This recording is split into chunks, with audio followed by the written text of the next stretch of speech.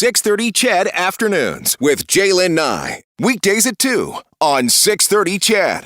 Okay, so there's been a lot of talk about misinformation over the past number of years, and especially very obviously during the pandemic.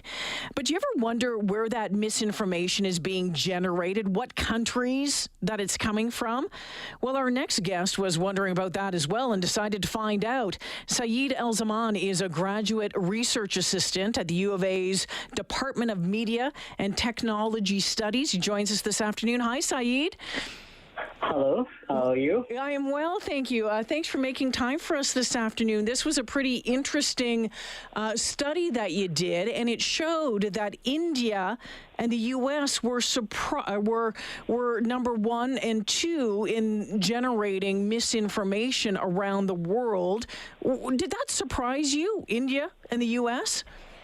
Yes, it quite surprised me because of a number of reasons. More specifically, India and USA have really two different kinds of societies and benefits like in terms of literacy, technology, and other stuff. So it was quite surprising for me to see them in number 1 and 2 side by side in terms of producing misinformation. So, yeah.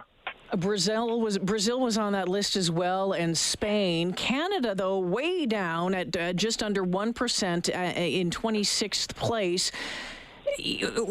What makes certain countries more of a hot spot? Is it the rules around the way that they can generate this sort of stuff, the way that they can put it out there? Why are some more of a hot spot than others? I think, but it's not proven or it's not empirically tested yet, but from my assumption, I can tell that lack of information literacy could be one prime reason for that. And another reasons could be the increasing tension and lack of information. So classical studies on misinformation or rumor states that when there is a mounting tension surrounding of a country or society, the likeliness of misinformation is more. So in that society. I'm curious to know how you gathered the thousands of pieces of misinformation that you analyzed, almost 10,000 pieces of COVID misinformation. How was that found, and then how was it determined that it in fact was misinformation?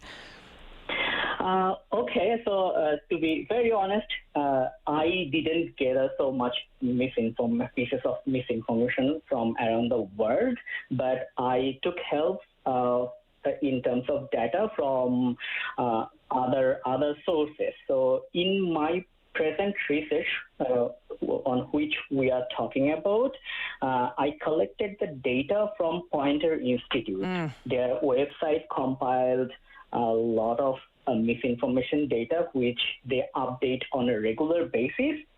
And their organization, IFC, an Intentional Fact-Checking Network, so they maintain a really good, rich database of misinformation during the COVID. So I am a single researcher with no funds, you can understand, and I'm still a student studying master's first year, so I don't have so much research. But I was curious to see the prevalence and what are the dominant sources of COVID misinformation during the last 1 year. So I collected the data from their databases and I analyzed descriptively. So what platforms were we seeing the most in misinformation on, Saeed? Okay, so this results was really interesting because of the all available communication channel and media. I found social media was on the top, producing around 85% of entire misinformation related to COVID. Wow. So social media. yeah, social media. And among social media, there are several platforms. So Facebook is accounted for nearly 67% of the misinformation. So Wow. yeah, it's really fascinating. Interesting. So curious to know, was there a connection between the amount of misinformation being put out by a certain country or by people in a certain country and how how COVID was in certain countries and fatality rates? Yeah, actually, although this was not within my scope of study, but I have provided some hypotheses for that. Like, I found some top misinformation affected countries and their fatality rate seemingly consistent. So it's not proven yet, but I invite further studies only focusing on this if there is any particular and positive correlation between those two factors, fatality and misinformation. Okay, so we know that misinformation is out there, and we know that there are people who work to combat misinformation literally on a daily basis. There's teams of people out there doing that. It's a huge amount of work. Do you have any idea, or can you tell how many people are actually buying into the misinformation? How many people are seeing it and believing it? Okay, so it's kind of fascinating because in my another study, I studied how many people or what portion of people really accept misinformation, or so what amount of them can deny or doubt misinformation. So interestingly, I found more than 60% of people who encounter misinformation tend to believe misinformation.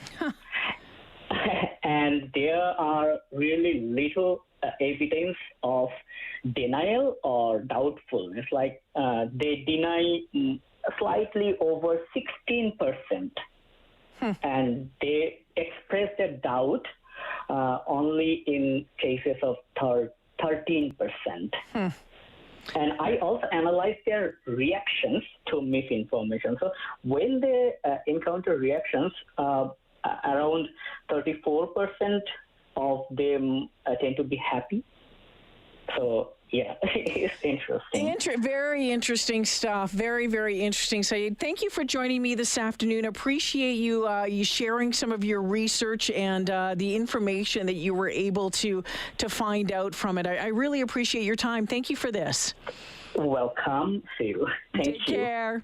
Syed Al-Zaman was the author of this study and a graduate research assistant over at the University of Alberta's Department of Media and Technology Studies. So interesting stuff, though. Social media, not surprising, accounted for the largest amount of COVID-19 misinformation at 85% of total output. The internet as a whole generated just over 90%. Okay. Facebook alone produced 67% of misinformation among all the social media platforms. And by the way, mainstream media accounted for the lowest share of misinformation at just over 3%, he added. That was from his study. And 64% of consumers worldwide accept misinformation they encounter on social media without any hesitation or doubt.